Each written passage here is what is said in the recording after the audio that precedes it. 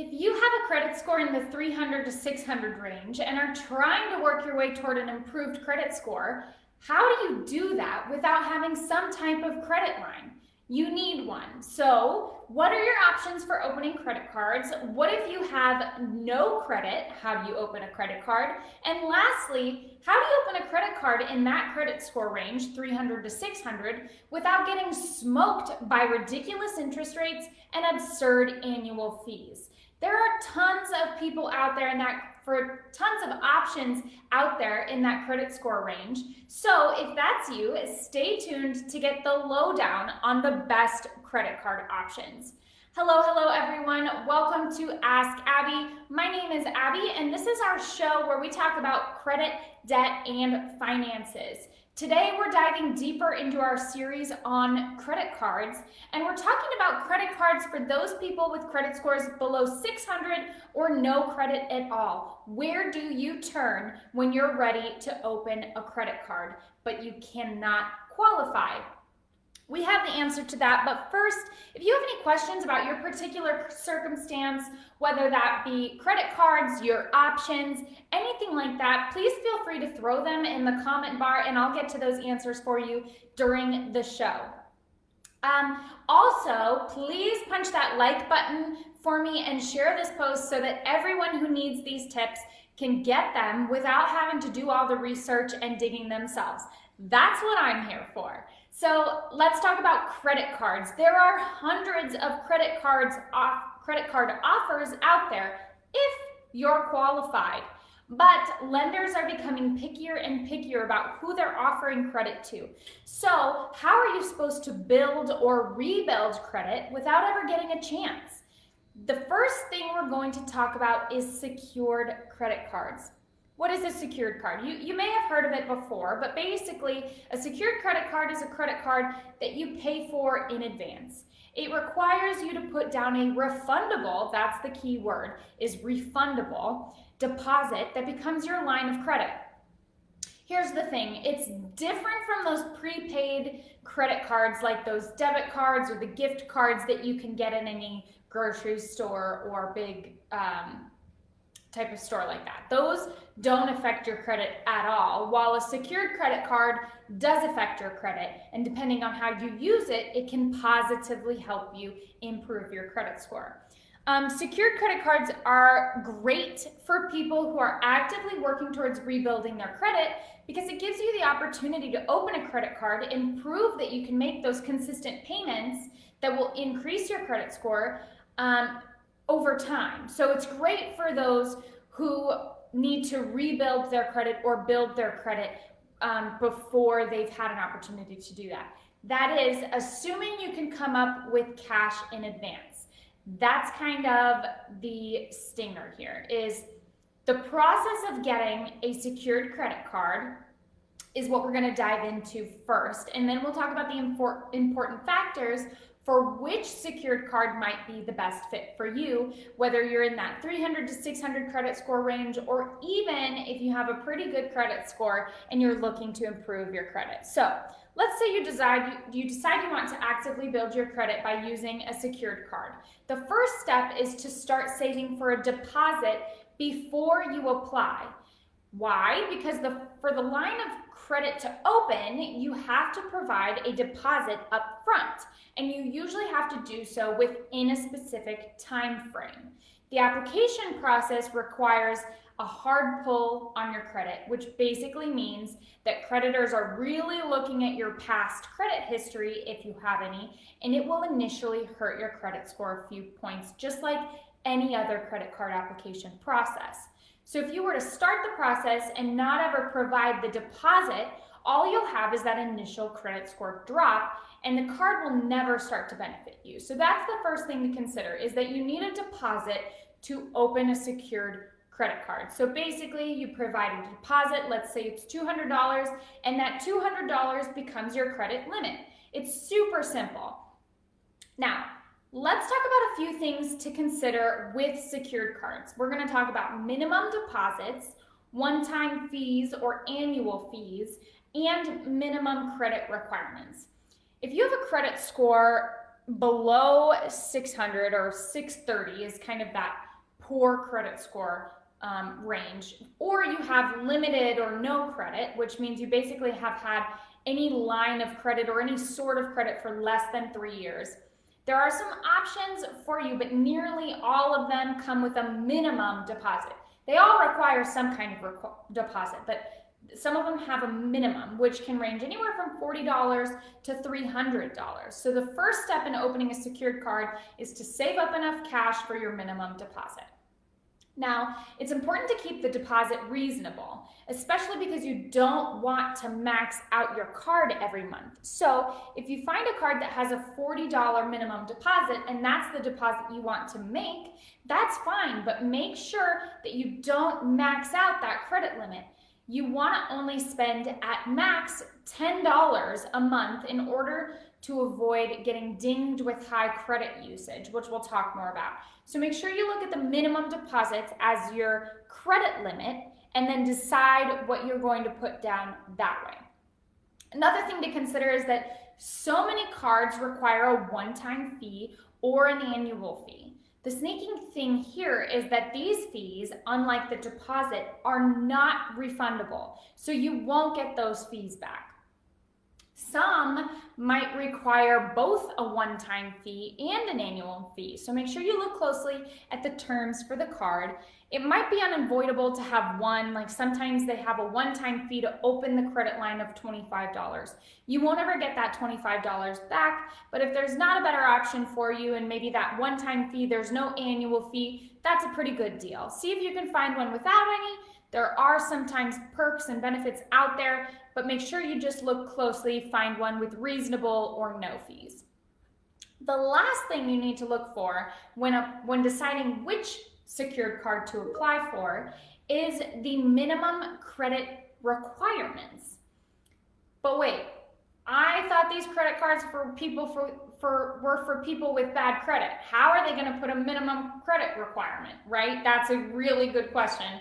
I know it's super lame, but some secured cards are targeting people without credit history or limited credit history, not necessarily those with low credit scores. So just make sure that when you're applying for a specific card that you're considering that they have options available for people with low credit card, with low credit scores if that's you, not just low or no credit history.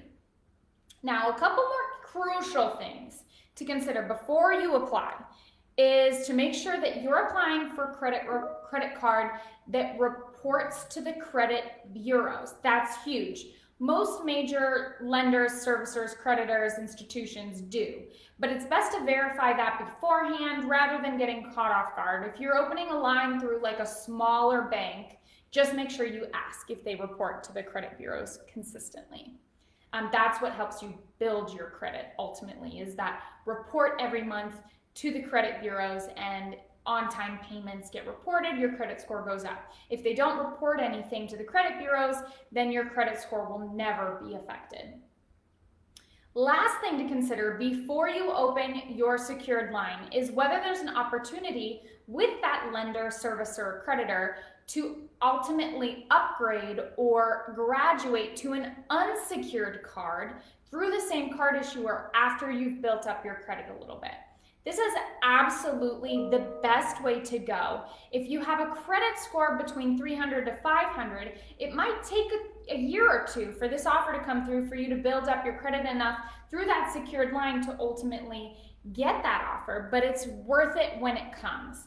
If you're in this spot, make sure you tune into our show this Friday for a special episode on tips to make that transition. So enough about before you open your card. Let's talk about tips for actually using your card. Number one, use it. Definitely, if you open a secured line, use it, but never overuse it. The whole point of these cards is to show creditors that you can use borrowed credit wisely. The more wisely and responsibly you use it, the higher your credit score. So if you don't use the credit card at all, just having it won't really help you. It's a good idea to use the credit card at least once a month on a purchase or two that you know you're going to be able to pay off. For example, use it to fill your tank with gas, use it for a quick grocery trip, use it for your weekly night eating out, something like that you're consistently paying for anyways, but you can use your credit card and know you'll be able to pay it off. It's also really important that you don't max out the card. Using the entire credit limit will not benefit your credit, even if you pay it off every month. Keep the percentage you spend below about 30% of your total limit. So if you have a $200 credit limit, don't spend more than $60 a month on that card. Now, 30% is the max that you should ever spend on your credit limit, but it's also a good idea to keep that below around 10%. Somewhere in that 10 to 30%, you're safe, you'll be positively impacting your credit. Now, the next big key here is to pay your balance on time and pay it off completely. That's how you'll get the most benefit from this secured card, and you'll build your credit faster. So secured credit cards usually have pretty high interest rates too, which ultimately doesn't matter if you're paying it off month after month. But if you do carry a balance over, that's when interest starts to build, and it's not worth it to have the secured card. You'll get a bill and it'll have a minimum payment. That minimum payment is ultimately what you have to pay to remain current on that line. You won't get dinged for paying a minimum payment if you still have a balance. It will ultimately help your credit score. But to get the most benefit from it, pay off your balance completely so that every single month your balance goes from, in that $200 credit limit instance, from a $60 balance to zero balance every month. Paying just the minimum payment will prevent you from hurting your credit, like I said, but to get the most benefit, pay your balance in full every month. Now, after you've done all this, you've made a few payments here and there, you've used your credit card wisely, make sure you keep a close eye on your account and your credit score. If you haven't already, go to creditanddebt.org and sign up to use our free bank sync or free account sync. You can sync up your accounts and keep an eye on your balance and your interest rates and make sure that your payments are going through.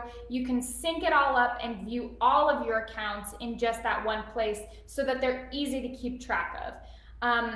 But make sure you keep an eye on your credit score. The whole goal here is to build credit, right? So keep an eye out for this particular account on your credit report. Ensure that your payments are being reported to the bureaus and that your payment history looks accurate. Credit reports, there are often inaccuracies on them, more often than you might think. So make sure you're keeping an eye out on your credit reports. So here's the kicker, big one. Secured credit cards have benefits for everyone, not just if you have low credit or no credit. So if you're wondering what those benefits are and how you can build your credit using a secured credit card no matter where you're at, tune in to our special edition episode this Friday on secured credit cards for everyone. That's what we're going to talk about on this Friday's show. As for today, that's it for this episode. If you liked it, if you learned anything, or if you think this could somehow benefit somebody you know, please like and share this video so that they get the tips too and they don't have to do all the research and digging into secured credit cards. Also, I want to let you know that you can watch all of these episodes and find a ton more Ask Abby content on our Instagram, which is credit_and_debt. So check that out. And if you have any questions on secured cards or just credit cards in general, please don't hesitate to reach out as always. And as we continue through this credit card series, I'm happy to answer any questions. You can always message me on Facebook, shoot a question in the comments of this video, or email me directly at askabby@creditanddebt.org. I really appreciate all of you taking the time to watch this video. Make sure you tune in to get more tips and tricks on all things credit and debt this Friday Ultimately, we want you to get the credit you deserve. That's our goal here on Ask Abby. That's my mission. So again, thank you everyone, and I will see you next time on Ask Abby.